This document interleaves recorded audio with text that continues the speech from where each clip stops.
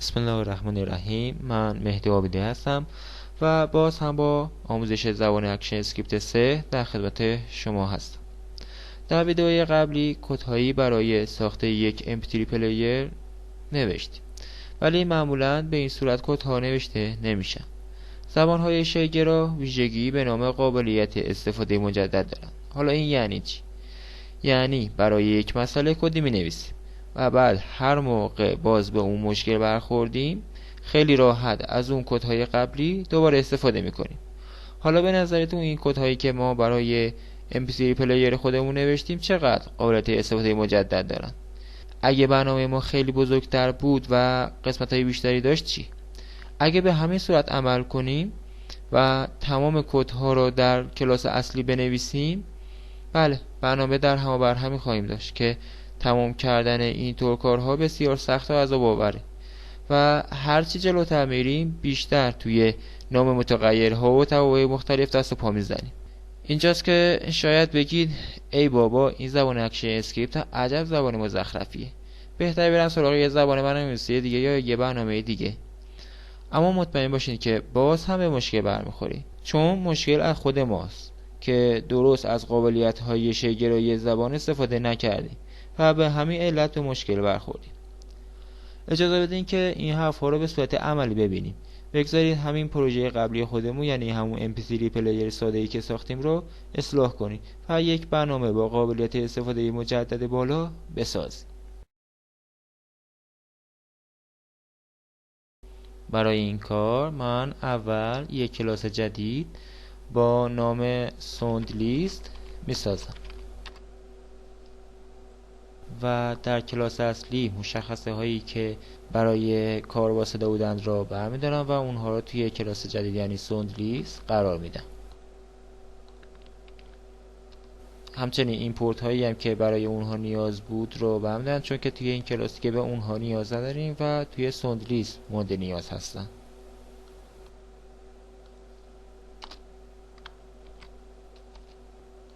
کدهایی هم که مربوط به صدا می شدند رو به صورت کامنت در میارم. برای این کار از کنترل شیفت C کمک میگیرم تا اینکه راحت‌تر بتونم اونها رو به صورت کامنت یا توضیحات در بیارم.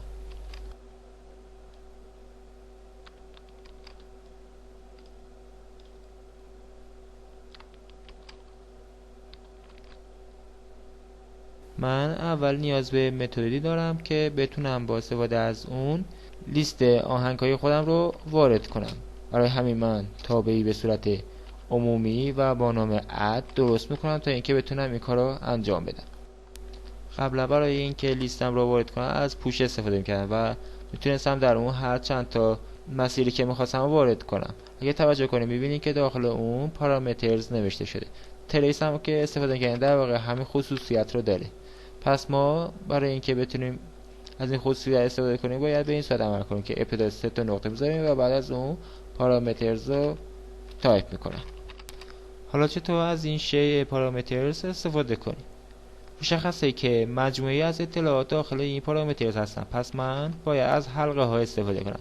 برای همین من از حلقه for each استفاده میکنم و اطلاعات رو از داخل اون میگیرم که اطلاعات به صورت استرینگ هستن. پس نوع اینت رو در اینجا به استرینگ تغییر میدم و هر آیتمی که درون پارامترز وجود داره رو داخل لیست آهنگ های خودم اضافه میکنم.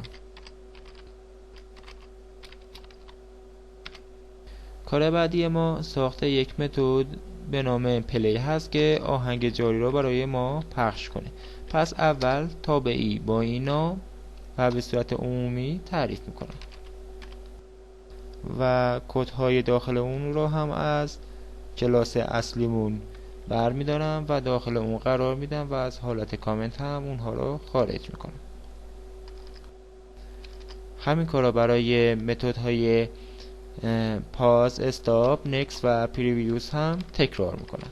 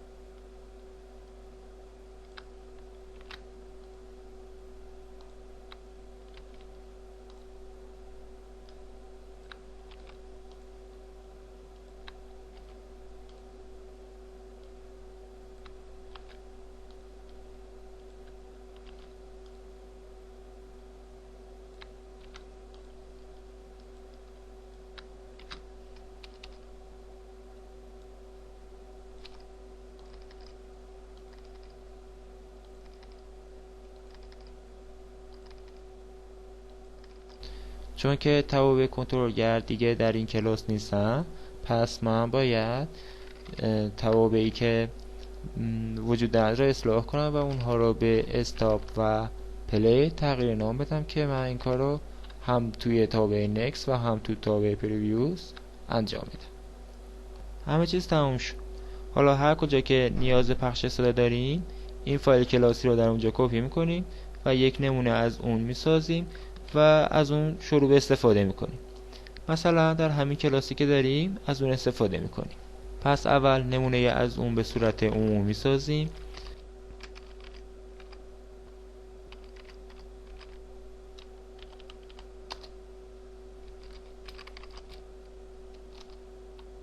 در سازنده به اون مسیر فایل ها رو میدیم.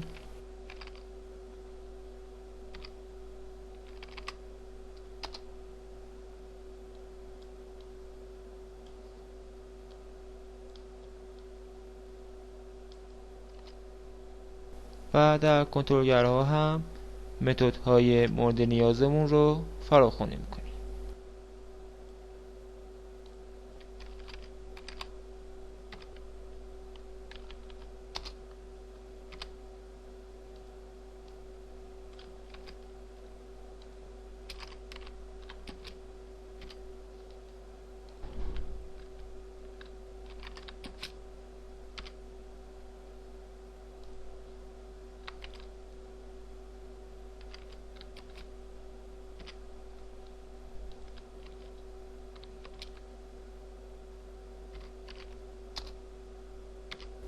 حالا یه نگاه به کدهای برنامه بندازید.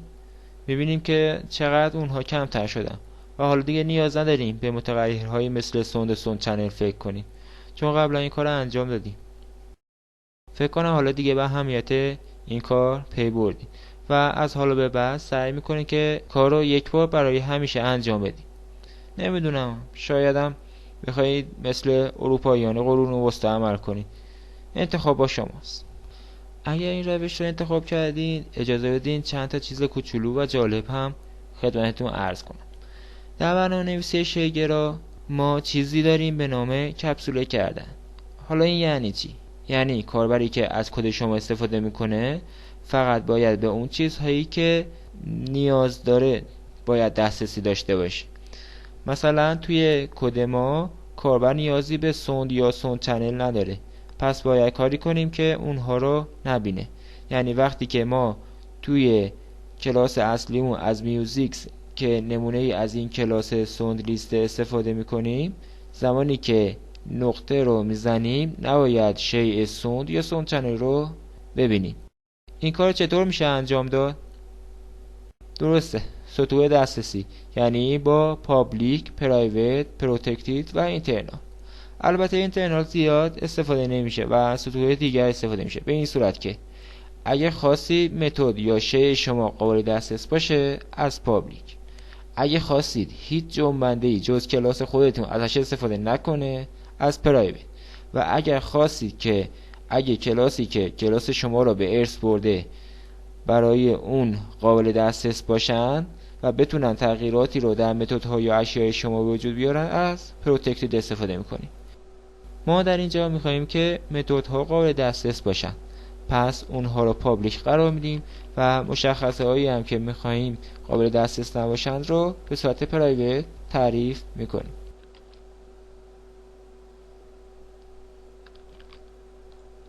حالا اگه به کلاس اصلیمون برگردیم میبینیم که فقط متدها در اونجا دیده میشن و دیگه خبری از مشخصه ها نیست. متدهای اضافی هم که وجود دارن از کلاس آبجکت به ارث رسیدن، چون همونطور که قبلا گفتم تمام اشیا از آبجکت مشتق شدن.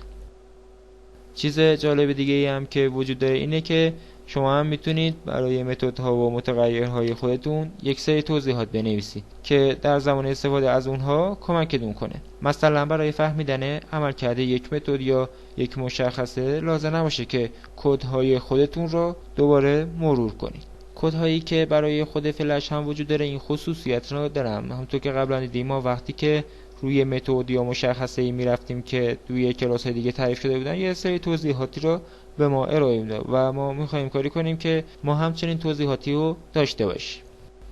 برای این کار لازم هست که نوع خاصی از کامنت ها رو در بالای مشخصه یا متد خودتون قرار بدین.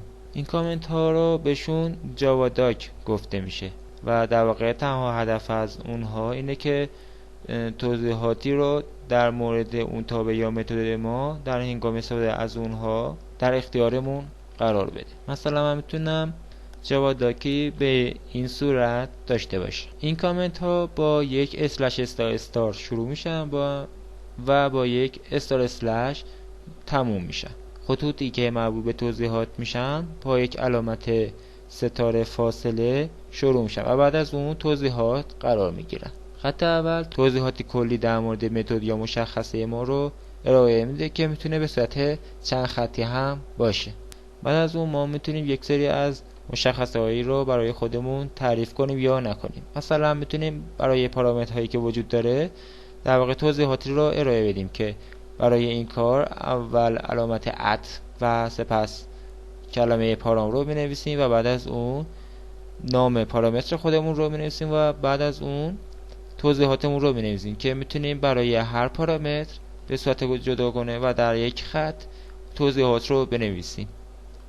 اگر متد ما مقدار بازگشتی داشته باشه ما میتونیم با استفاده از ریترن توضیحات در مورد مقدار بازگشتی اون بدیم. مثلا من برای تابع اد که در اینجا نوشتم مثلا مقدار اینت رو برای ما برگردونه که این مقدار اینت در واقع طول لیست ما باشه که برای این کار ریترن لیست لن رو می نویسم.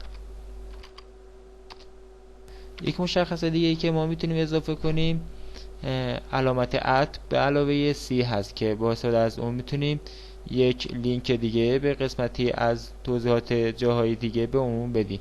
مثلا در متد پوشی که ما داریم اگر ببینیم که قسمت اول توضیحاته و بعد از اون پارامترها برای اون تعریف شده و بعد مقدار ریترن و بعد از اون قسمت سی رو میبینیم که در اون سه تا لینک قرار داره که ما در اینجا فقط یک لینک پوش رو قرار دادیم. همینطور میبینیم که در آخر معمولا ورژن زبانی که استفاده میکنیم و همچنین ورژن پلیر هایی که میتونن از این متد یا مشخصه استفاده کنند رو مشخص کنیم که اینها رو هم با استفاده از لنگ ورژن و پلیر ورژن به راحتی میتونیم تعیین کنیم. خب فایل کلاسی خودم یعنی سولدیس رو ذخیره میکنم و به کلاس اصلی میرم. اگر روی متد اد قرار بگیرم ببینیم که توضیحات به همون صورتی که انتظار داریم برای ما نمایش داده میشن. خب دیدید که کد نویسی چقدر میتونه لذت بخش باشه و همیشه لازم نیست که برای هر کاری از صفر شروع به کد نویسی کنیم. در ضمن کدهای زیادی هم در اینترنت به این صورت وجود دارند. کدهایی که به صورت یک مجموعه در اومدن و به اونها کتابخونه گفته میشه و شما میتونید تنها با یک کپی کردن ساده از اونها در کنار پروژه خودتون از اونها استفاده کنید. در ادامه احتمالاً با چند تایی از اونها آشنا میشید.